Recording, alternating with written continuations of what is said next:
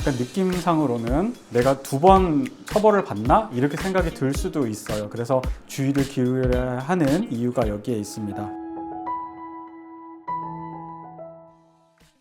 안녕하세요. 법이 빛나는 밤의 법무빈 동주 조원진 변호사입니다. 저도 그렇지만 대한민국 남자라면은 누구든지 국방의 의무를 지고 있잖아요. 군대 내에서도 우리 사회에서 못지않게 많은 일들이 일어나는데, 근데 이게 신분적인 특성이 있어요. 군인이라는 신분상의 특성 때문에 어떤 경우에는 징계를 받기도 하고, 어떤 경우에는 또 군 형법의 적용을 받기도 하고, 또 어떤 경우에는 군사경찰, 예전에는 헌병병과라고 불렸는데 거기에 가서 조사를 받기도 하고, 또 어떤 경우에는 일반 경찰서에 가서 조사를 받기도 하고, 여러 가지 케이스가 있어서 좀 이런 경우에는 어떻게 되는지 궁금해하시는 분들도 많을 거예요. 그리고 또 군에 계시는 분들 중에는 의무로 복무를 하는 사병 근무하는 분들도 계시지만, 또 직업적으로 군인의 길을 선택해서 복무하시는 분들도 계시고, 근데 오늘 이 시간에는 의무로 병사로 근무를 하는 분들이 아무래도 훨씬 많다 보니까 그런 분들이 어떤 문제가 생겼을 때 어떤 부분을 가장 궁금해하고, 그 다음에 초기에 어떻게 대응해야 되고,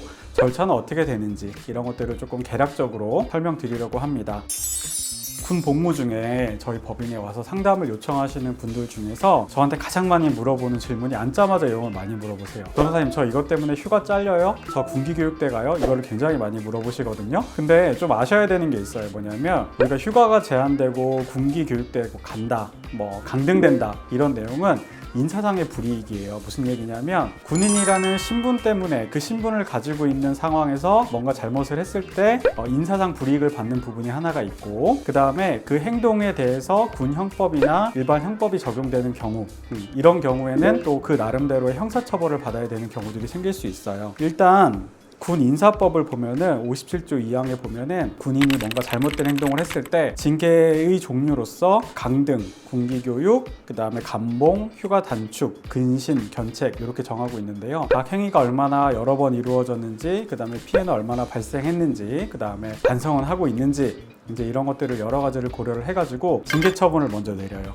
그리고 나서 그것과 별도로 또 군사경찰에서 형사적인 부분에 대해서 조사가 이루어지게 됩니다. 그러니까 어떻게 보면 군인의 신분을 가지고 있을 때 잘못을 하면 약간 느낌상으로는 내가 2번 처벌을 받나? 이렇게 생각이 들 수도 있어요. 그래서 더더욱이나 군생활 중에 조금 더 행동이라든가 이런 부분들에 주의를 기울여야 하는 이유가 여기에 있습니다. 그래서 결론적으로 말씀드리면, 그 질문에 대해서 군기교육대 가나요? 이렇게 물어보시면, 군기교육대 가는 거는 이제 징계위원회에서, 인사위원회에서 결정이 될 거고, 또 형사상 문제 될 거는 또 군사경찰에서 판단하는 부분, 그 다음에 경우에 따라서는 일반 민간 법정으로 넘어가서 재판을 받아야 되는 경우도 있기 때문에 이런 2가지 절차를 거쳐야 됩니다. 이렇게 일단 안내를 해드리는 편이에요. 그러면 그 다음으로 이제 많이 물어보는 게, 절차는 어떻게 되나요? 이거 많이 물어보시는데, 일단은 실무적으로는 이렇게 하고 있어요. 그 군대 내에서 문제가 발생을 하면 아무래도 이제 사단 주임원사님이나 아니면 직속 상관이 사실관계를 조금 확인을 하시겠죠.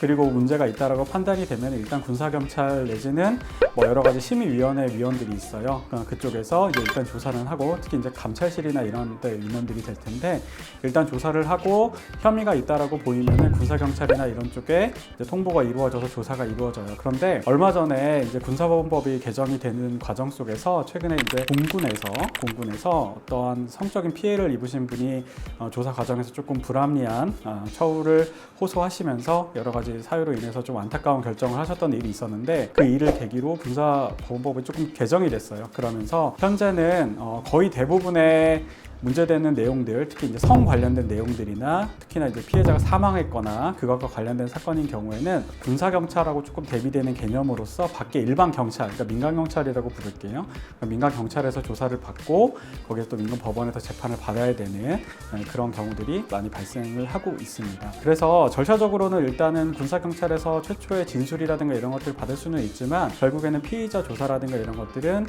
성 관련된 내용이라고 한다 그러면 민간경찰에 가서 조사를 받고 이후에 재판 절차를 받게 돼요. 그러면 어떤 종류의 문제가 가장 많을 것 같으세요? 군대 내에서 발생하는 것 중에 저희가 보면은 상담 오는 것 중에 가장 많은 거는 폭행이 아마 제일 많아요. 폭행, 상해, 모욕, 명예훼손, 그 다음에 강제추행, 이게 가장 많고요.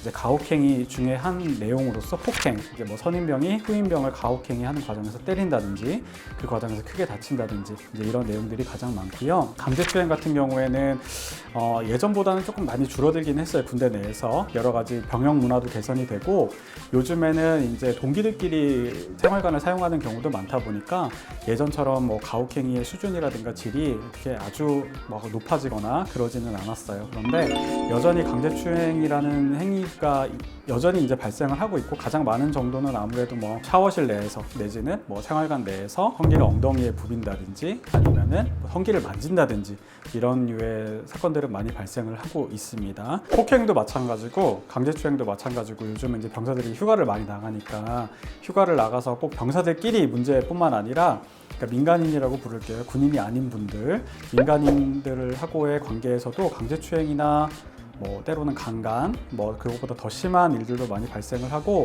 그런 경우에도 어쨌든 군인의 신분이기 때문에 신분상 불이익에 따른 여러 가지 징계 처분은 당연히 내려질 거고 그거에 따른 조사도 마찬가지로 일반 민간 경찰에서 같이 이루어지게 됩니다. 그러면 이런 사건이 발생을 했다 그러면은 우리는 초기에 어떻게 대응해야 되는지 일단은 피해를 입은 병사 입장에서는 직속 상관 내지는 뭐 주임원사님, 뭐 행정보호관 뭐 예전엔 그렇게 불렀지만 그런 분들한테 일단은 자기 피해 상황을 정확하게 얘기를 하는 게 1번이 될 거고요. 그 다음에 무엇보다도 자기의 피해를 목격한 전우나 아니면은 이런 것들에 대해서 우리가 상담을 의뢰했던 상관들의 어떤 진술 이런 것들을 좀 남겨놓는 게 필요하고요. 만약에 신고를 바로 하는 게 좀 부담스럽다 그러면 여러 가지 고충심의위원회들이 있어요. 그런데 신고해가지고 여러 가지 상담 치료라든지 그 다음에 이제 절차 안내라든지 이런 것들을 자세하게 받아보는 것을 추천을 드리고 반대로 이제 가혹행위를 했다, 뭐 가해행위를 했다 이렇게 해서 신고된 병사들도 있을 수 있잖아요. 일단은 진짜로 잘못한 게 맞다 그러면 반성하는 게 1번이겠죠.